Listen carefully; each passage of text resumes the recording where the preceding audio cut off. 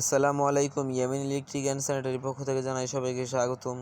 আজকে আমাদের এক বাড়িওয়ালা আমাদেরকে কল দিয়ে বলতেছে যে ওয়াল বেয়ে বেয়ে এবং টাইলসের ভিতর দিয়ে পানি লিকেজ করে, পানি বেয়ে বেয়ে পুরো দোকান ভরে গেছে। তো আমরা আসলাম, আসার পরে এই ওয়ালটা একটু ভেঙে নিলাম, ভাঙার পরে এই নাজেহাল অবস্থা হয়ে গেল।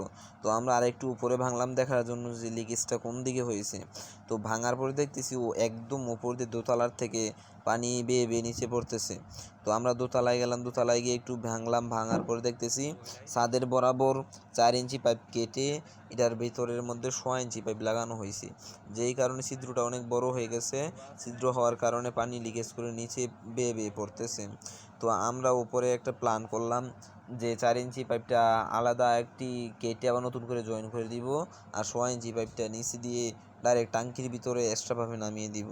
তো আমরা এখন 6 ইঞ্চি পাইপটা নিচ দিয়ে নামানোর জন্য নিচ দিয়ে ক্লিয়ার করে নিলাম। নিচ দিয়ে ক্লিয়ার করে এখন আমরা গ্রুপ কাটবো। আর দেখেন কি একটা নাজেহাল অবস্থা, এটা একটি মোবাইল সার্ভিসিংয়ের দোকান, কি একটা অবস্থা হয়ে গেল। তো আমরা এখন এই ট্যাঙ্কির ভিতরে যে পাইপটা নামাবো তার জন্য আমাদের ব্রেকার মেশিন দিয়ে একটি ছিদ্র করে নিলাম, যাতে পাইপটি সরাসরিভাবে ট্যাঙ্কির ভিতরে নামানো যায়। তো আমরা এখন আমাদের ব্রেকার মেশিন দিয়ে আমাদের গ্রুপগুলো ক্লিয়ারভাবে সরিয়ে নিব এবং পরিষ্কার করে নিব, যাতে পাইপটা ঠিকমতো বসানো যায় এবং তারপরে আমাদের টাইলস মিস্ত্রি যারা আছে ঠিকমতো টাইলস করতে পারে।